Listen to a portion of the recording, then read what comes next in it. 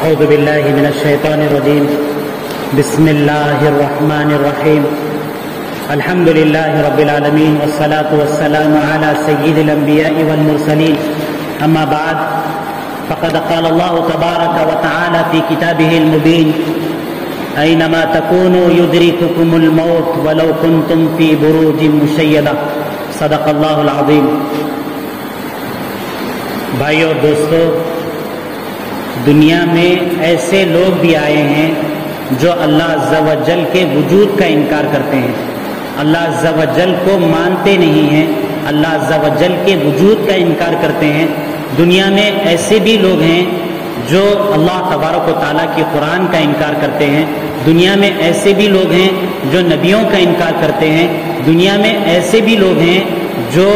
اس کے بعد کی زندگی قبر کا انکار کرتے ہیں، ایسے بھی لوگ ہیں جو آخرت کا انکار کرتے ہیں، ایسے بھی لوگ ہیں جو جنت اور جہنم کا بھی انکار کرتے ہیں۔ لیکن بھائی اور دوستو، ایک حقیقت ایسی ہے کہ جس کا انکار کرنے والا دنیا میں پیدا ہی نہیں ہوا ہے، کسی نے اس حقیقت کا انکار نہیں کیا ہے۔ یہ موت کی حقیقت ہے جس سے ہر شخص کو، ہر ذی روح کو، ہر جاندار شخص کو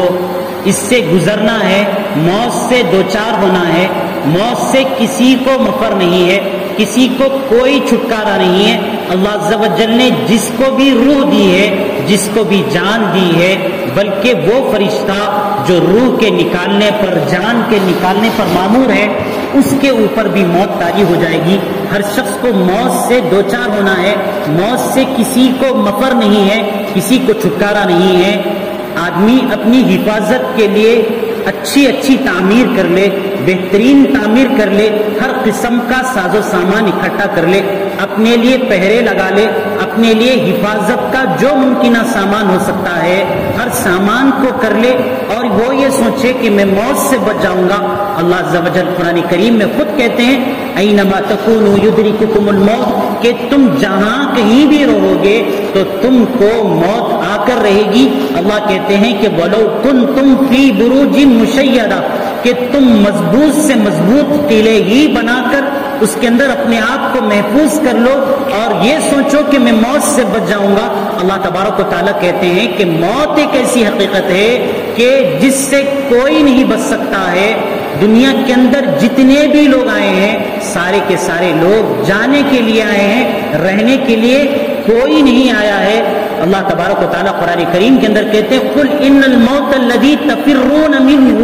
کہ جس موت سے تم رات و دن بھاگتے ہو، رات و دن تمہاری یہ کوشش ہوتی ہے کہ میں اپنی جان کی حفاظت کر لوں اور میں موت سے بچ جاؤں۔ اللہ تبارک و تعالیٰ کہتے ہیں کہ فإنہ ملاقیکم، کہ ایک وقت آئے گا جب یہ موت تم سے ضرور مل کر رہے گی اور تم موت سے دوچار ہو جاؤ گے۔ موت سے بچاؤ کی کتنی ہی تدبیریں تم کیوں نہ کر لو، کتنی ہی کوششیں کیوں نہ کر لو، موت سے بچ جاؤ، ایسا نہیں ہو سکتا ہے۔ پھر اللہ کہتے ہیں کہ پھر جب موت طاری ہو جائے گی تو پھر ہوگا کیا؟ تو اللہ تبارک و تعالیٰ کہتے ہیں کہ ثم تردون الی عالم الغیب والشہادہ، کہ تم کو غیب کے جاننے والے، حاضر و ناظر ذات کے سامنے میں تمہیں حاضر ہونا ہوگا۔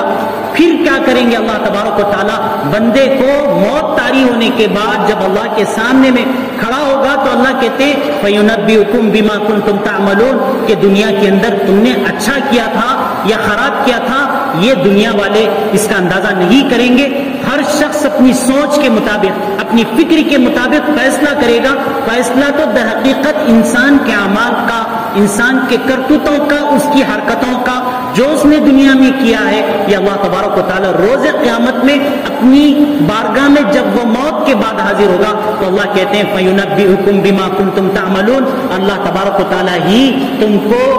تمہاری زندگی کے اندر تم نے جو حرکت کی تھی اس حرکت کے سلسلے میں باخبر کریں گے۔ اللہ تبارک و تعالیٰ کہتے ہیں وَكُلُّ صَغِيرٍ وَكَبِيرٍ مُسْتَطَرٍ، آج کی دنیا میں آدمی کا ایک ایک عمل محفوظ ہو جائے۔ آج کی ٹیکنالوجی اتنی ترقی کر چکی ہے کہ اس کو آسانی سے سمجھا جا سکتا ہے۔ اللہ کہتے ہیں کہ انسان کہے گا مالی حاضل کتاب، اللہ کے پاس جو رجسٹر ہوگا جس کے اندر اعمال ہوں گے اس کو دیکھ کر کہے گا مالی حاضل کتاب، اس رجسٹر کو کیا ہو گیا ہے کہ لا یغادر صغیرۃ ولا کبیرۃ الا احصاها، کہ میری زندگی کا سارا کچا کھٹا پیش کر دیتا ہے، کوئی چھوٹی چیز کو نہیں چھوڑتا ہے، کوئی بڑی چیز کو نہیں چھوڑتا ہے، بلکہ میں نے زندگی کے اندر جو حرکتیں کی ہیں جو خود مجھے یاد نہیں ہے، یہ عجیب قسم کا رجسٹر ہے، اس کے اندر میری زندگی کا ایک ایک عمل، میری زندگی کی ایک ایک حرکت محفوظ ہے۔ تو بھائیو اور دوستو، انسان کو اس دنیا کے اندر موت سے دوچار ہونا ہے، اس حقیقت کا انکار کسی نے نہیں کیا ہے۔ اور لوگ کہتے ہیں کہ موت کیوں طاری ہوتی ہے، تو بعض لوگ کہتے ہیں جیسے چیزیں پرانی ہو جاتی ہیں، سامان پرانے ہو جاتے ہیں، تو انسان کے جسم کے اندر کے اعضاء بھی پرانے ہو جاتے ہیں، جس کی وجہ سے موت طاری ہوتی ہے۔ لیکن ساری دنیا نے جب سے دنیا بنی ہے آج تک بھی موت کے لیے دوا تلاش کرنے کی کوشش کی ہے، لیکن کسی نے موت کی دوا کو تلاش نہیں کیا ہے۔ عربی کا شاعر کہتا ہے وَأَعْيَا دَوَاءُ الْمَوْتِ كُلَّ طَبِيبٍ، کہ موت نے ہر ڈاکٹر کو مجبور کر دیا، موت کی دوا جہاں کوئی ڈاکٹر تلاش کرنے گیا اس کو موت کی دوا نہیں مل سکی اور مل بھی نہیں سکتی ہے، کیونکہ اللہ عز و جل نے کہا ہے کل نفس ذائقۃ الموت، کہ جتنے انفاس ہیں، جتنی روحیں ہیں، جتنے جاندار دنیا کے اندر ہیں، اللہ کہتے ہیں کہ ہر ایک کو موت کا مزہ چکھنا ہے۔ اللہ کہتے ہیں پھر موت کے مزہ چکھنے کے بعد کیا ہوگا؟ اللہ کہتے ہیں وَإِنَّمَا تُوَفَّوْنَ أُجُورَكُمْ يَوْمَ الْقِيَامَةِ، دنیا میں کچھ بھی حرکت کر لو ہم نے تمہیں آزاد چھوڑ دیا ہے، اللہ کی خواہ نافرمانی کر لو یا اللہ کی فرما برداری کر لو، لیکن اپنی کیے ہوئے کرتوتوں کا جواب کہاں دینا ہوگا؟ اللہ کہتے ہیں وَإِنَّمَا تُوَفَّوْنَ أُجُورَكُمْ يَوْمَ الْقِيَامَةِ، تمہارے کیے ہوئے کرتوتوں کا جواب جب اللہ کی خدمت میں حاضر ہوگے تو تب دیا جائے گا۔ اللہ کہتے ہیں فمن، دیکھو کامیابی یہ نہیں ہے، دنیا کے اندر کامیابی کی تلاش میں ہر شخص لگا ہوا ہے، وہ ذات کہتی ہے جس ذات نے ہمیں پیدا کیا، ہمارا وجود دنیا کے اندر، جس ذات نے ہمیں دنیا کے اندر وجود بخشا، ہمارے سارے اعضاء کو بنائے، ہمارے جسم کے ایک ایک رواں رواں کو، ہماری سوچنے سمجھنے کی صلاحیت کو، چلنے پھرنے کی صلاحیت کو جس ذات نے بنایا، کہ روز قیامت میں جب اللہ کے سامنے میں حاضر ہوں گے، موت کے طاری ہونے کے بعد جب اللہ کے پاس پہنچیں گے تو اللہ کہتے ہیں کہ فمن زحزح عن النار وادخل الجنۃ فقد فاز، کہ جو جہنم سے بچا لیا گیا اور جس کو جنت میں داخل کر دیا گیا، اللہ کہتے ہیں کہ فقد فاز، یہ شخص کامیاب ہوا۔ دنیا کی دولت کو اکٹھا کر لینا، دنیا کی عزت کو اکٹھا کر لینا،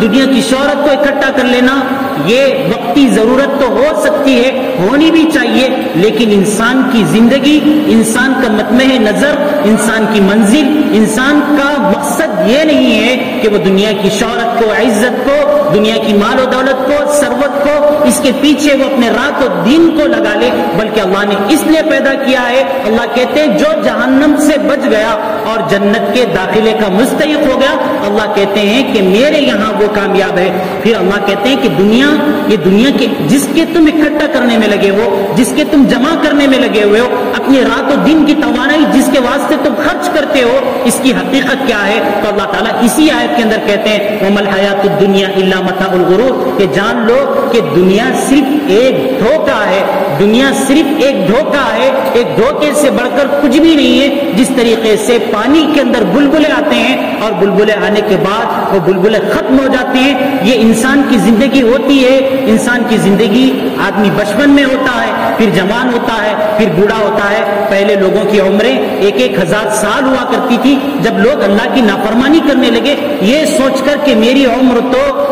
1000 سال ہے، آدمی 60-70 سال کی عمر پھر اللہ نے بعد میں دی، یہ سوچ کر کہ ہو سکتا ہے 60-70 سال کی عمر، یہ سوچ کر کہ مجھ پر موت طاری ہوگی، اللہ کی طرف متوجہ ہو جائے گا، اللہ کے حکموں کو پورا کرے گا۔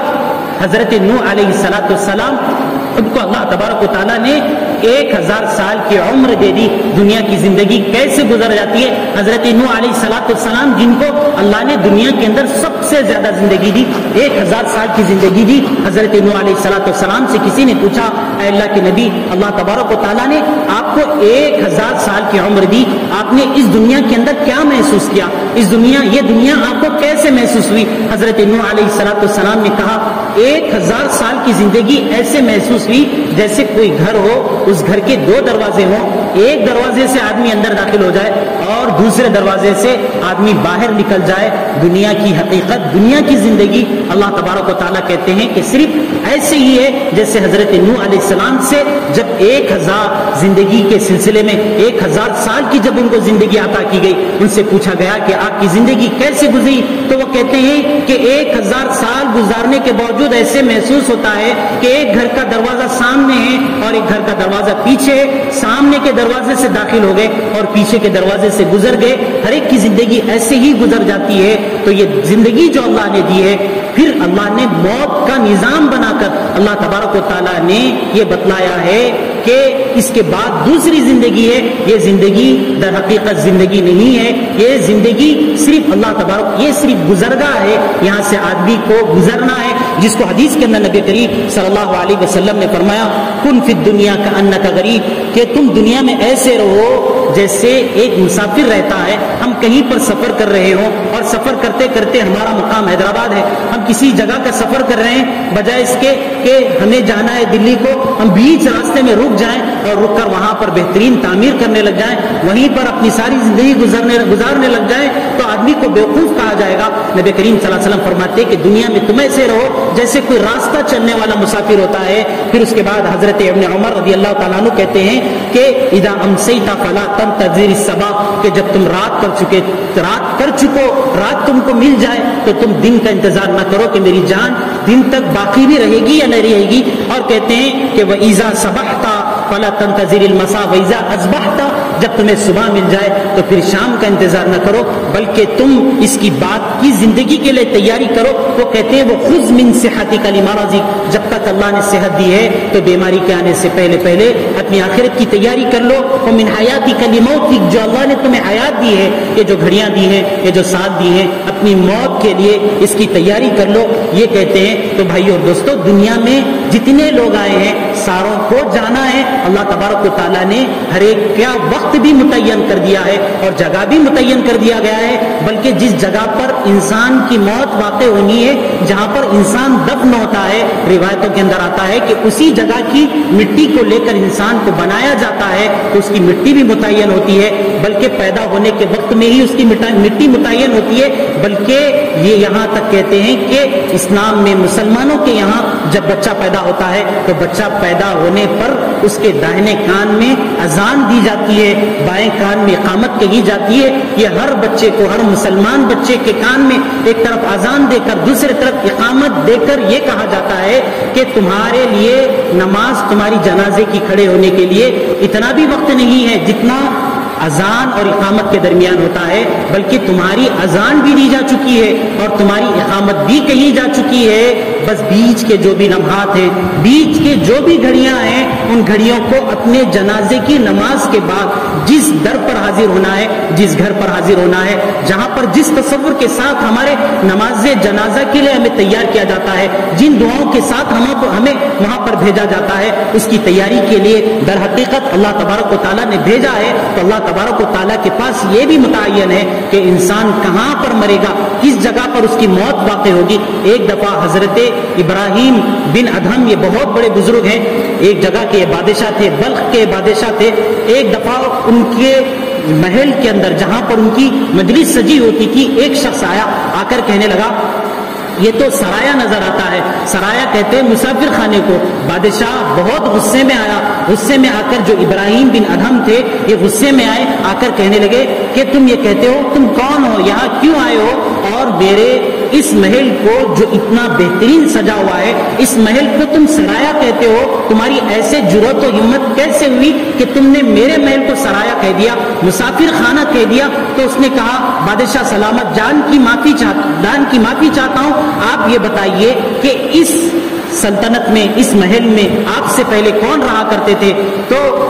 حضرت ابراہیم بن ادہم رحمہ اللہ نے کہا کہ اس سے پہلے ہمارے باپ رہا کرتے تھے، ان سے پہلے کون رہا کرتے تھے؟ تو انہوں نے کہا کہ میرے دادا رہا کرتے تھے، اس سے پہلے کون رہا کرتے تھے؟ پردادا رہا کرتے تھے۔ تو انہوں نے کہا کہ ایسے رہنے جو رہ کر گزر جاتے ہیں ایسی جگہ کو تو سرایہ ہی کہا جاتا ہے، مسافر خانہ ہی کہا جاتا ہے۔ اسی لیے نبی کریم صلی اللہ علیہ وسلم فرماتے ہیں کہ دنیا کی زندگی دراصل آدمی کا ایک سفر ہے، یہ گزرگاہ ہے، یہاں سے آدمی کو آخرت کے لیے تیاری کرنی ہے۔ شاہ بلخ حضرت ابراہیم بن ادہم کو جب یہ حقیقت معلوم ہوئی اور جب ان بزرگ نے سمجھایا کہ یہ دنیا ایک گزرگاہ ہے، سب یہاں پر گزرنے کے لیے آتے ہیں، جتنی جگہیں ہوتی ہیں ساری کی ساری جگہیں گزرگاہ ہوتی ہیں، تو وہ تائب ہو گئے، تائب ہو کر بہت بڑے اللہ کے ولی ہو گئے اور اللہ تبارک و